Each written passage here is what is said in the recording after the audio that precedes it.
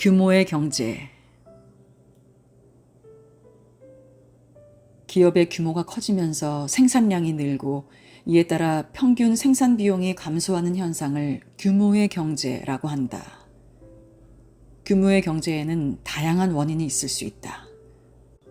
먼저 생산량이 늘어날수록 노동자 입장에서는 업무가 숙달되고 이에 따라 생산성도 올라간다. 규모가 작은 중소기업의 경우 한 사람이 인사, 총무, 마케팅 등 다양한 업무를 수행해야 할 수도 있지만 규모가 큰 기업에서는 각자 담당 분야에 집중할 수 있어 전문성이 높아진다. 그 외에도 규모가 어느 정도 되는 기업일수록 생산성을 높이기 위해 고가의 장비를 구입하는 것이 보다 수월하다. 이렇듯 다양한 원인이 존재하지만 그중 가장 핵심적인 원인은 바로 생산량이 늘어남에 따라 제품 한 개당 부담해야 하는 고정비가 줄어든다는 것이다. 생산 비용은 크게 고정비와 변동비로 구성되어 있다.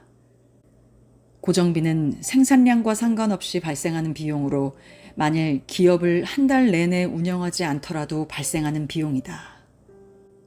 임대료나 대출이자 보험료 등은 대표적인 고정비이다. 반면 변동비는 생산량에 따라 비례해서 늘어나는 비용으로 제품의 재료비, 전기세, 임금 등이 여기에 해당한다. 빵가게를 예로 들어보자.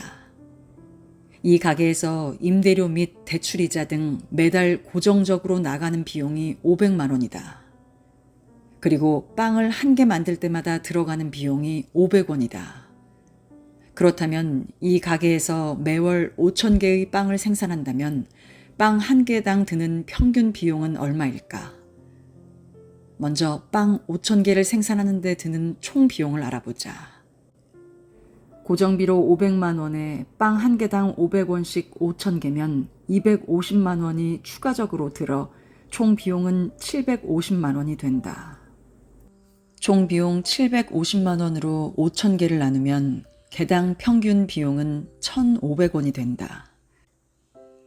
그런데 만약 이 가게에서 생산하는 빵의 개수를 5,000개에서 1만 개로 2배 늘린다면 어떻게 될까? 고정비는 생산량과는 상관없는 비용이기 때문에 그대로지만 변동비는 5,000개를 추가로 생산함에 따라 250만 원이 더 발생한다. 그래서 총 비용은 기존 750만 원에 5,000개 추가 생산에 따른 추가 비용 250만 원을 더한 1,000만 원이 된다. 1,000만 원을 1만 개로 나누면 개당 평균 비용은 1,000원이 된다. 생산량이 늘어남에 따라 개당 평균 비용이 줄어든 이유는 변동비는 500원으로 달라진 것이 없으나 고정비 500만 원을 더 많은 제품이 나누어서 부담했기 때문이다. 그래서 자동차, 조선, 석유화학 등 대규모 설비 장치가 필요한 산업의 경우 초기에 투입되는 고정 비용이 크기 때문에 되도록 빨리 규모의 경제를 달성하는 것이 무엇보다 중요하다.